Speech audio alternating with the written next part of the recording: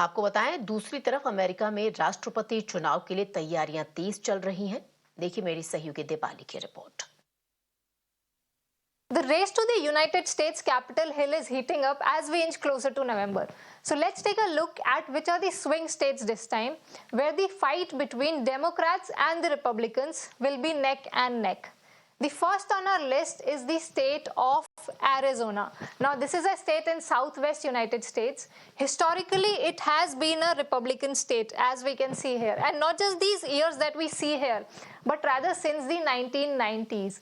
With a Republican candidate has won this state since the 1990s, and even before that, except for one time when Bill Clinton won in 1996. But this trend was bucked in 2020 when Joe Biden survived a narrow victory. Now look at the victory margin here. It's only 0.3%, which was just about 10,000 votes. Now this is a state where immigration is prominent, as it shares a border measuring thousands of miles with Mexico. The second on our list is the state of Nevada. Now this is also a southwest state. It is home to Las Vegas. It also shares a border with Arizona. Now this has voted for Democrats for the last 4 elections. Let's take a look here. 2020 it was Joe Biden. 2016 Hillary Clinton. She won the state but she did not win the White House. And before that it was Barack Obama who was elected twice.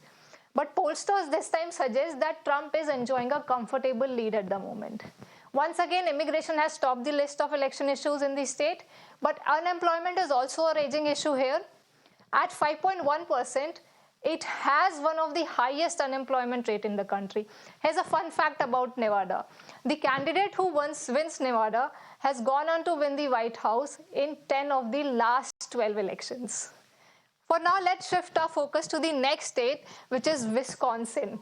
Now, it is a blue wall state. It is one of the 3 blue wall states that we are going to discuss today.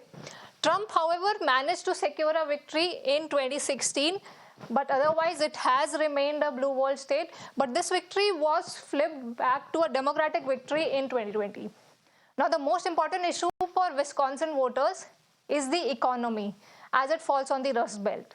Now, Biden has promised to bring more jobs to the state, but Trump is also paying close attention here. Let's shift our focus to the next state, which is that of Michigan. Now, Michigan, another blue wall state. The third blue wall state that we'll come to next is Pennsylvania. But for now, let's discuss Michigan. It has been a Democratic stronghold, except for 2016, where Trump secured a victory.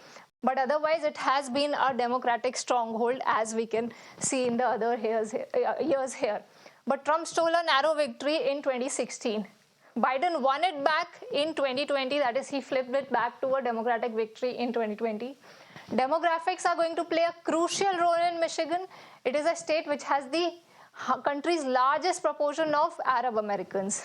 Hence, it has become a bellwether state when it comes to protesting against Biden's pro-Israel stance. It has voted for Biden in the past, but now that support is fading amid Israel's raging war in Gaza. Let's shift our focus to the third of the blue wall states that we are looking here, that is Pennsylvania. Now this is the last of the blue wall states that we are going to, a Democratic stronghold again, but Trump secured a victory. Now Trump won all the 3 blue wall states, that is Wisconsin, Michigan and Pennsylvania, and these 3 states were a major part of his victory. Presidential victory. But Biden reversed it back in 2020 as a Democratic candidate. When talking about swing states, it has the maximum number of electors, which is 19. Hence, this is the most important swing states, since we know one has to cross the 270 magic number in order to win the White House. Let's not forget, Pennsylvania is also Biden's native state. He has an emotional connection with the state. He was born and grew up in Scranton in Pennsylvania. But the cost of living has gone up faster in Pennsylvania than in any other state. This could hurt voter sentiment against Biden. Now, the last state that we are going to look at today is Georgia. Ideally, I would have not put it in my list had Biden not won Georgia in 2020. But since Biden became the first Democratic candidate since 1992, we are talking about Georgia. Now, 33% of population in Georgia is African American, which is one of the highest in the country. but rising cases of racial violence in recent years may dent Biden's support now. Talking about Trump, the infamous election interference case in Georgia is one of the 4 criminal cases that he is currently battling. So this will be another key battleground state to watch out for. Well, these are the swing states for US presidential elections this time. Let's wait and see who grabs the White House chair.